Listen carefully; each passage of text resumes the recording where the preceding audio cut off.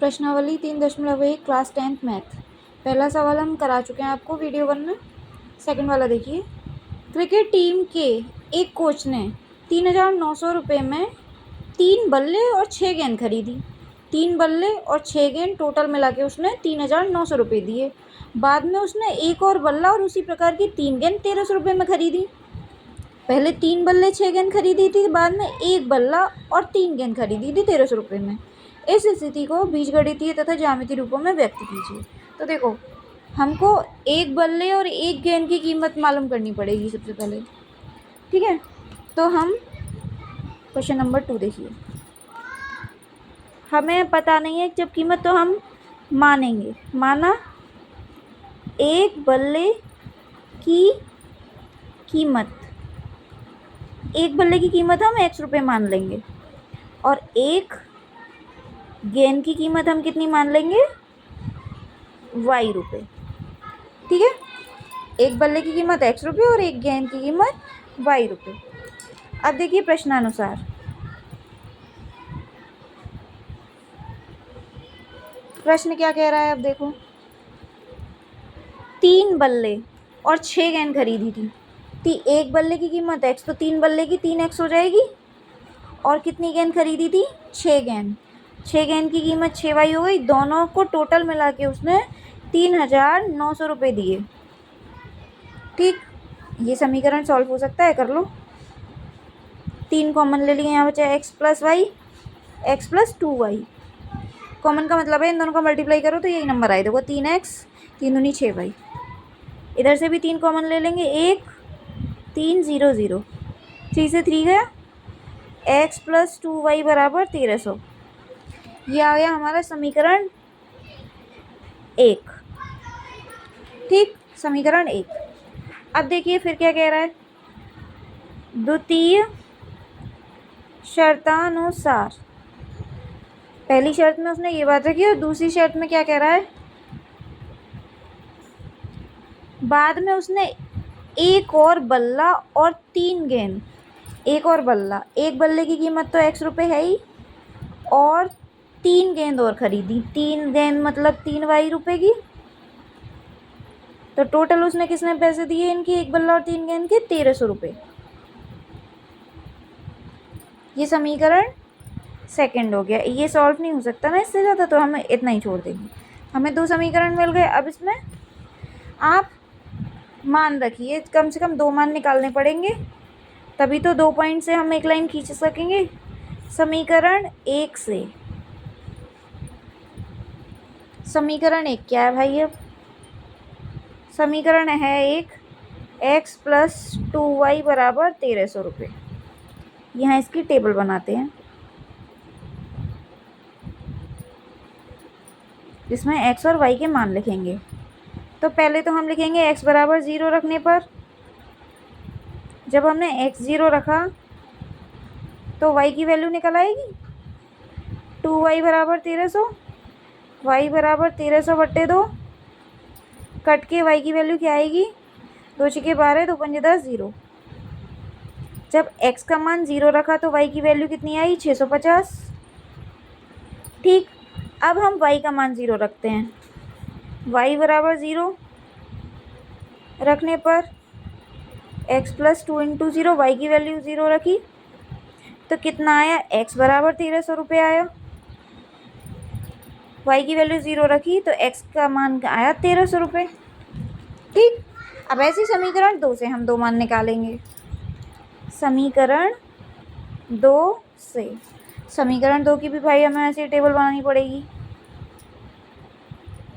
जिसमें हमें x के भी 2 मान और y के भी 2 मान चाहिए। समीकरण 2 क्या है, x प्लस 3y बराबर 1,300, x प्लस 3y बराबर 1,300।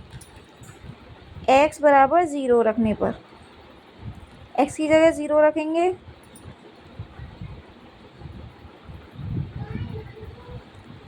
तो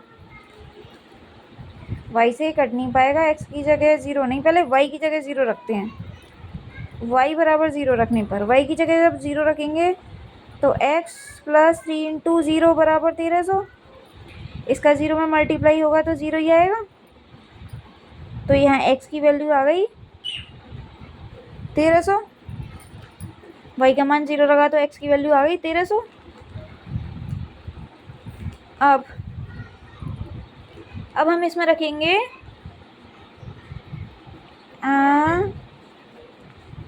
वाई की जगह हम 100 रखेंगे।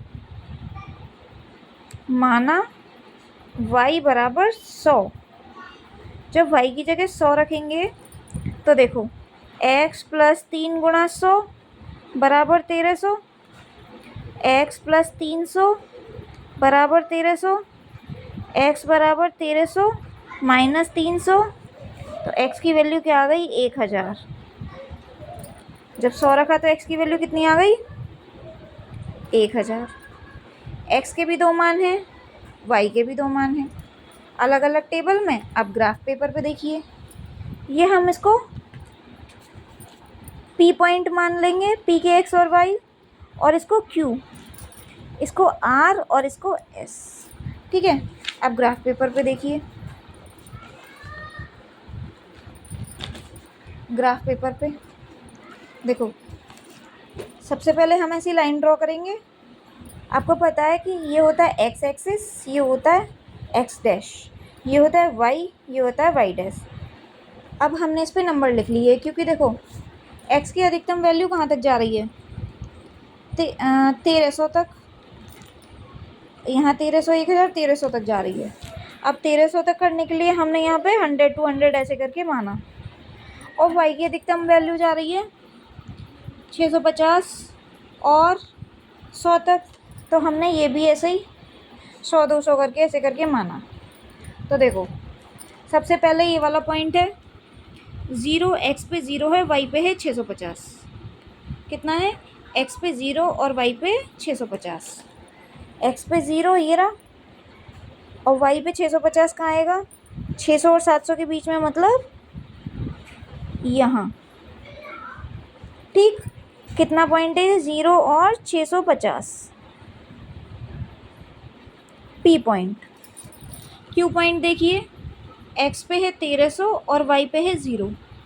x पे 1300 y पे 0, x पे 1300 ये रहा, और y पे 0 मतलब यहीं, तो ये यहाँ आ गया 1300 और 0। x वाला जल आगे रखते हैं और y वाला पीछे, ये आ गया Q पॉइंट। ठीक है, 2 पॉइंट मिले हमको, पहले वाले समीकरण से 2 पॉइंट मिले, हम इन दोनों को जोड़ देंगे। इन दोनों को जोड़ने के लिए हम इन दोनों से जाती हुई एक स्ट्रेट लाइन खींच देंगे, देखो इस तरह से। ठीक है, लाइन खींचूँ मैं,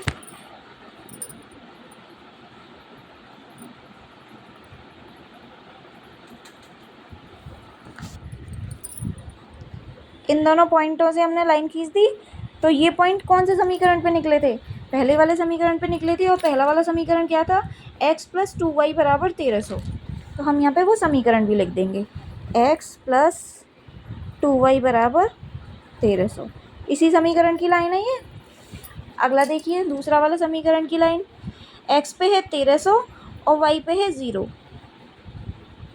x पे 1300 और y पे 0।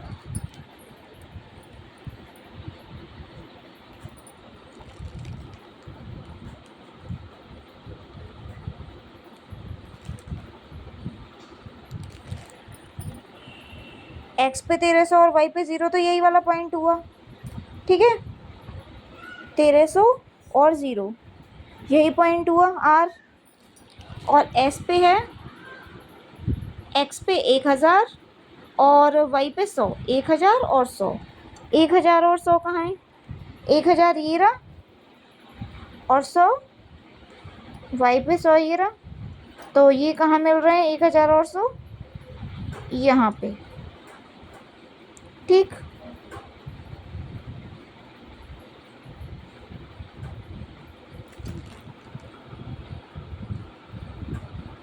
तो हम इन दोनों पॉइंटों को मिला देंगे, जिससे हमें इन दोनों पॉइंटों को हम यूं करके मिला देंगे। यहाँ पे कौन सा पॉइंट आया था वो नाम भी तो लिखना पड़ेगा, 1000 और 100, 1000 और 100 PQRS पॉइंट था ये। इन दोनों पॉइंटों को मिलाइए, इन दोनों पॉइंटों को हम ऐसे करके मिलाएंगे यूँ।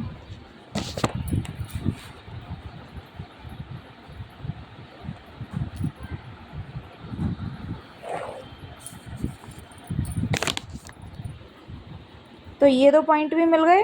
ये दो पॉइंट कौन से समीकरण के थे? दूसरे वाले के। दूसरा वाला समीकरण क्या है? x प्लस 3y बराबर 1300। यहाँ पे हम समीकरण भी लिख देंगे, यहाँ जगह नहीं है, आगे करके लिख देंगे x प्लस 3y बराबर 1300। समझ आया?